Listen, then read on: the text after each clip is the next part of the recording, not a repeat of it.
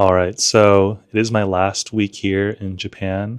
I just spent the last week in the south around Kyoto and Osaka for my birthday, and that was really amazing. And it's sad to know that this journey is already halfway over, but here I'm back in Tokyo and I'm trying to make the most out of this week. So let's go get it.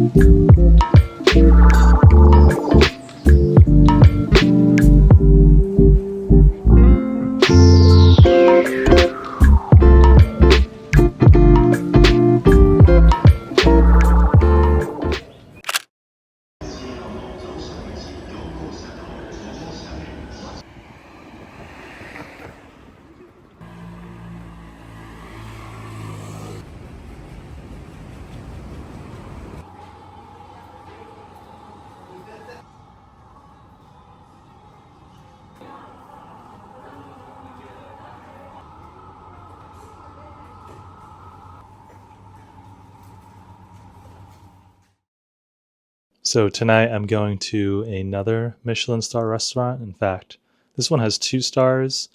Last week for my birthday night, I went to a omakase sushi restaurant in Kyoto, and now I'm having French dining at Beige Alain Ducasse in Ginza. Now, this is only my second time going to a Michelin star restaurant, so it's always funny. I feel kind of nervous. The fact that I have to get dressed up and the fact that I'm thinking about, I don't know if I'm eating or having proper etiquette at the restaurant, but I'm sure it'll be a great experience. And I'm definitely happy to celebrate it here for my birthday and time here in Tokyo. So with that being said, let's go out to eat.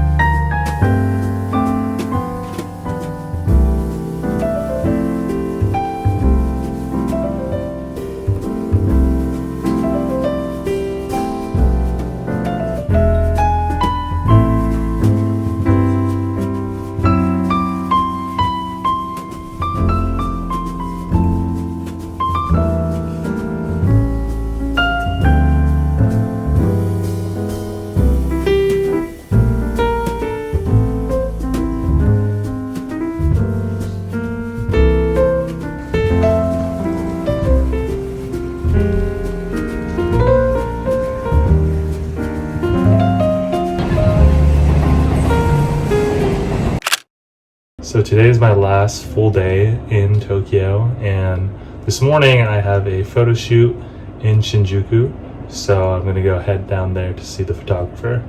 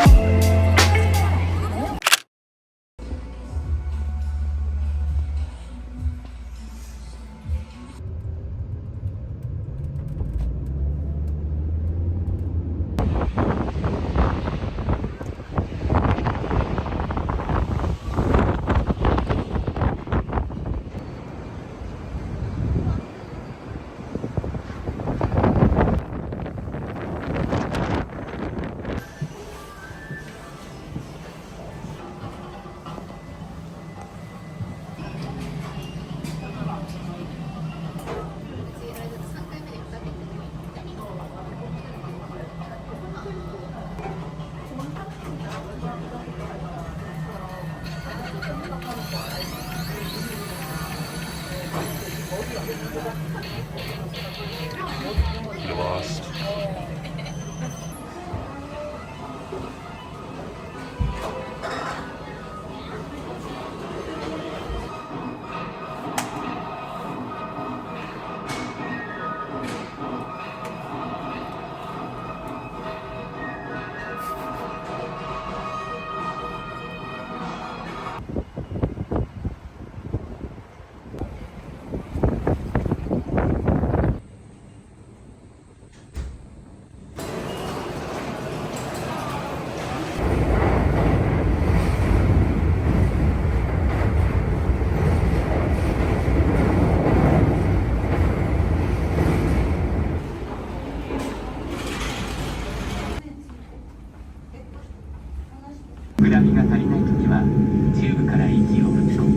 If necessary, blow into the tube to inflate the life vest.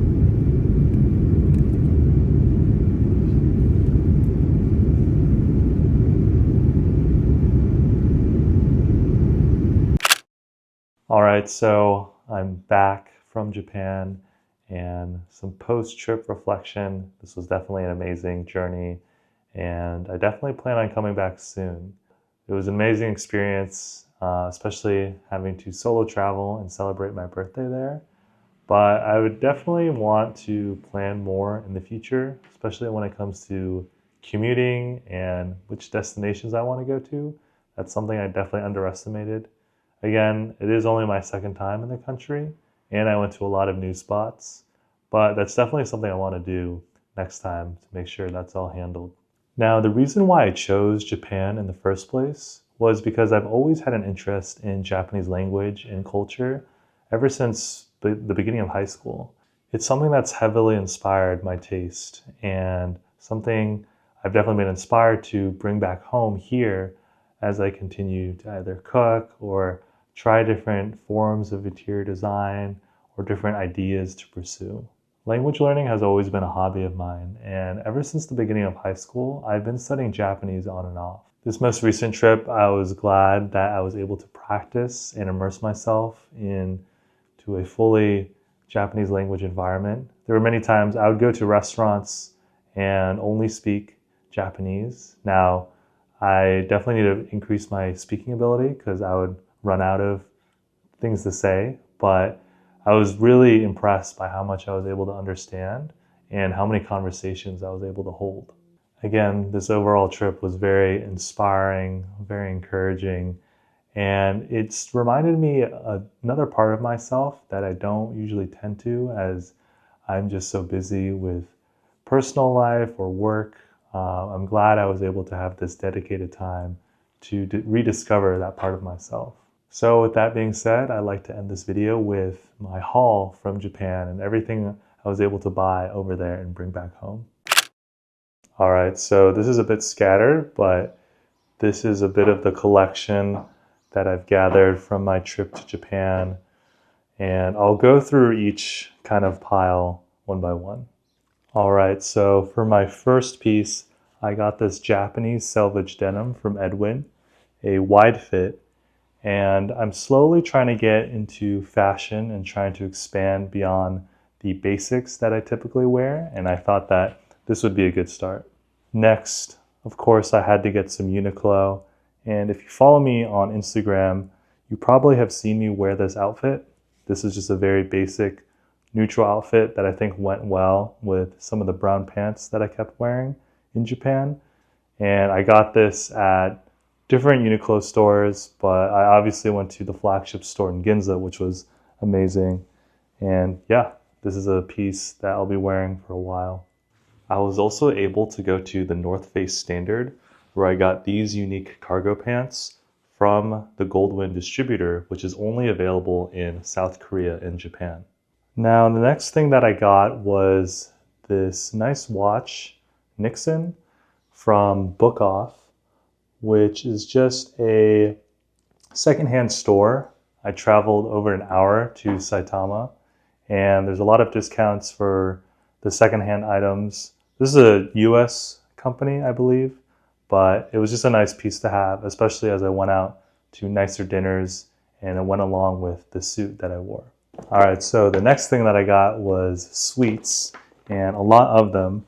I got this from the Nakamura Tokichi store in Uji, and I had one of the best breakfasts that I've ever had in their cafe, especially the matcha parfait. I highly recommend that you try it once you go there. And here I just got a bunch of different chocolates and baked goods for my friends back here, especially as I want them to enjoy matcha from Uji in Kyoto. Next, I got 2 of these glass cups from Kinto when I was in Nakameguro, and it's double walled, so it keeps hot drinks warmer and cold drinks cooler, and it can also eliminate condensation. So I definitely want to use this whenever I'm having tea or coffee, and especially as I have more guests over. I actually don't have a lot of glasses for hot drinks right now, so I'm glad to add this to my collection. All right, this next item is really cool. It's a tea bowl from the oldest tea house in Japan. So I got this in Uji when I was in Kyoto, and I went to Tsuen, which is the oldest tea house in Japan. And I just got just a really nice bowl that I liked, handcrafted, and I will definitely be drinking out of this as much as I can. All right, so next is a haul from the Snoopy Museum in Tokyo, which was definitely a big highlight of the trip. Now, I like to consider myself a fan of Snoopy, but when I was there was definitely really big fans of Snoopy. He's just a very adorable character. And I don't know why, but his character is just a vibe and definitely matches my temperament in some ways. So I'm glad I was able to grab something from the character that I feel like reflects something about me. Now again, this is a place where you have to exercise self-control because there are so many things that you can collect. But just several things that I got was this limited edition Snoopy plushie from the museum in Tokyo. I'm glad to have this. I hope to hang this up somewhere. Something practical, actually. I got this luggage tag that I can use to identify my luggage as well as put down if I ever lose something. It's just a nice tag and also a nice souvenir that's practical that I can use. So next, something I've been looking at for a while is this Snoopy edition Tomica, which is basically this little just car that you could just rewind and then let go. But I'm definitely keeping it as a collectible for display as it looks especially very cute. And of course, I got a very simple tee, very minimalist, just Snoopy and the name of the museum. All right, so getting a little fancy now. I was able to go to the Diptyque store in Tokyo, specifically the one in Ginza. Um, but they have a limited edition Tokyo candle that you can only get in Japan. Now, Diptyque has a variety of these city-only candles where you can only buy them in that city. And here I got the Tokyo one. And here's the box for the candle, and it already looks so beautiful. I can't wait to use this on special occasions or dinners that I host. It's already wrapped twice, and from the bag, I can already smell the candle, and it smells very good. It has notes of Japanese cypress, pine oil, and cedar, and it's supposed to remind you of the famous parks in Tokyo, like Yoyogi Park. Not only that, but the sales associate was kind enough to give me a sample of hand and body lotion, as well as a perfume. So I can't wait to use these as well. Now, the next thing I got was actually for free. This was a gift from the afternoon tea that I had at the Park Hyatt in Tokyo. And first of all, that was an amazing experience. Rooftop with afternoon tea. And it's from the location that was shot in Lost in Translation, if you've ever seen that movie. And here they gave me a little letter which has different photos of scenes in New York where the Harry Winston brand is from, as well as some chocolates to take home and enjoy later. So I can't wait to try these out as well. And finally, something very practical and from one of my favorite brands, Muji. I went to the Muji Ginza flagship store where they had so many different items, and the Muji Hotel and Diner, which I definitely want to try next time when I come back. But here I just got a simple toiletry bag to replace the one that I've been using for the past couple years. And then I also got this large suitcase, which I already have a very large suitcase and a small carry-on, but this one sits in between in the middle. So I'm glad I was able to buy that, especially as I was trying to haul back all these nice goodies from Japan. With that being said, that is the conclusion to the Japan trip. Thanks for coming along with these last few days in Tokyo and celebrating my birthday there. Now, I definitely plan on coming back as soon as possible, as Japan and its culture has been something that has heavily inspired a lot of things in my life, and I've definitely come back from this trip with a full heart and a full stomach. So I look forward to the next time, and when that happens, I hope to see you there.